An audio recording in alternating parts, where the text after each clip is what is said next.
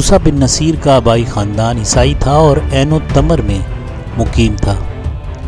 شام و ایران کی سرحد پر واقع یہ شہر اہم تجارتی مرکز تھا۔ خالد بن ولید نے عین التمر فتح کیا تو آپ کے والد نصیر کو گرفتار کر کے مدینہ بھیج دیا۔ دستور کے مطابق وہ غلام تھے، لیکن قبول اسلام کے بعد ان کے مالک عبدالعزیز بن مروان نے آزاد کر کے ان کو اپنا دوست اور موالی بنا لیا۔ موسیٰ کی پیدائش عہد فاروقی میں 19 ہجری میں ہوئی۔ آپ کی تعلیم و تربیت اسی ماحول میں ہوئی جس میں عمر بن عبدالعزیز نے پرورش پائی۔ عبد الملک نے موسیٰ کو بصرہ میں خراج وصول کرنے کا افسر مقرر کیا، لیکن جلد ہی موسیٰ پر بددیانتی کا الزام لگا۔ تاہم آپ اپنے مربی عبدالعزیز کی سفارش پر سزا سے بچ گئے۔ عبدالعزیز نے موسیٰ پر عائد کردہ جرمانہ اپنی جیب سے ادا کیا۔ عبدالعزیز نے انہیں اپنے پاس مصر میں بلایا۔ وہ موسیٰ کی دیانت و ذہانت سے آگاہ تھے اور جانتے تھے کہ انہیں عظیم کام سونپا جا سکتا ہے، چنانچہ انہیں افریقہ کا گورنر بنا دیا گیا۔ موسیٰ بن نصیر اچھے جرنیل ہی نہیں تھے، بہت اچھے منتظم بھی تھے، اور اس سے بڑھ کر یہ کہ وہ مبلغ اور مسلح بھی تھے۔ بربر قبائل کو جو مسلسل بغاوتوں کے عادی تھے اور سخت سے سخت گورنروں کے مظالم برداشت کرنے کے سبب مسلمانوں سے متنفر ہو رہے تھے، ایک ایسے مسلح کی ضرورت تھی جو ان کے نظریات کی تطہیر کر سکے، اسلامی اقدار کو ان کے دلوں میں بٹھا سکے اور انہیں اسلام کے مبلغ بنا دے۔ موسیٰ بن نصیر افریقہ پہنچے تو انہوں نے قبائل میں گھل مل کر انہیں یقین دلایا کہ مسلمان کی حیثیت سے ان میں اور موسیٰ میں کوئی فرق نہیں اور وہ انہی میں سے ہیں۔ اس نئے انداز پر بربر قبائل کو خوشگوار حیرت ہوئی۔ موسیٰ کے فوجی کمانڈر طارق بن زیاد خود بربر تھے اور قوت ایمانی اور جذبہ جہاد سے معمور دل رکھتے تھے۔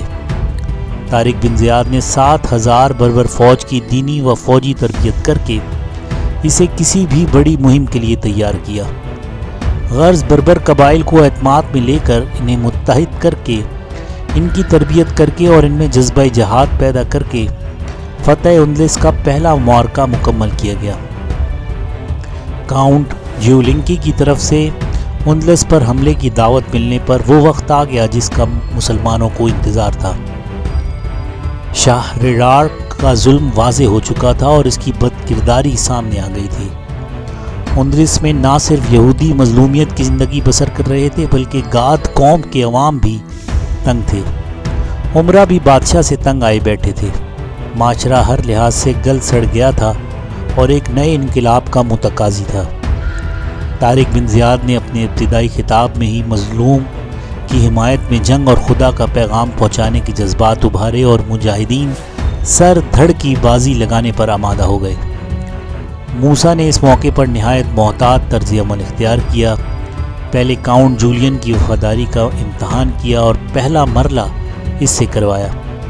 پھر طارق بن زیاد کو 7,000 مجاہدین کے ساتھ بھیجا اور 5,000 بطور کمک روانہ کیے، اور جو ہی گارڈ ایسٹ کی فتح کی خبر ملی خود بھی اندلس پہنچے اور فتوحات میں حصہ لیا۔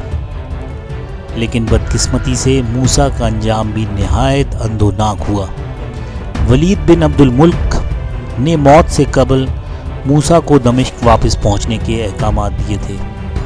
موسیٰ بن نصیر غنیمت اور زر و جواہر کے ساتھ پائے تخت واپسی کے لیے روانہ ہو چکے تھے۔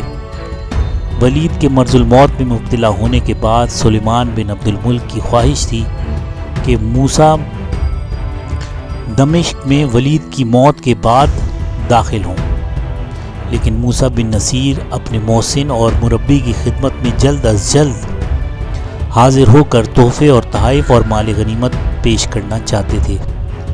لہذا سلیمان کی خواہش کے خلاف نہایت سرعت سے پائے تخت پہنچے اور ولید کی طرف سے موسیٰ کی بےحد عزت افزائی ہوئی۔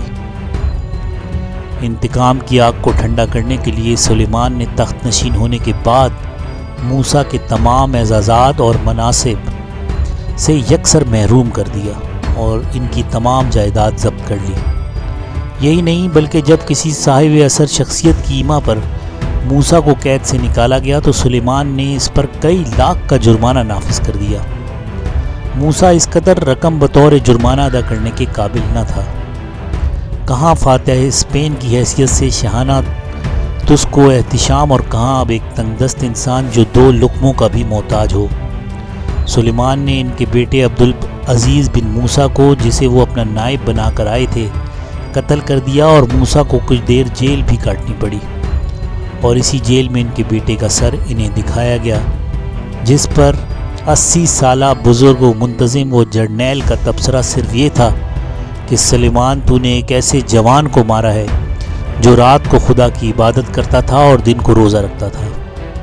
یہ صدمہ بظاہر انہوں نے صبر سے برداشت کیا، لیکن پیرانہ سالی میں ایک نیک اور باصلاحیت بیٹے کی موت ان کے لیے ناقابل برداشت ثابت ہوئی، اور قید سے آزاد ہونے کے بعد نہایت ہی غربت میں ان کا انتقال ہوا۔ یہ وہی حالات ہیں جیسے حالات طارق بن زیاد کے ساتھ کیے گئے، جیسے حالات محمد بن قاسم کے ساتھ کیے گئے، وہی کچھ موسیٰ بن نصیر کے ساتھ ہوا، اور ان سے تمام اعزازات واپس لے لیے گئے، اور انہوں نے اپنی بقیہ زندگی نہایت قسمہ پرسی میں بسر کی۔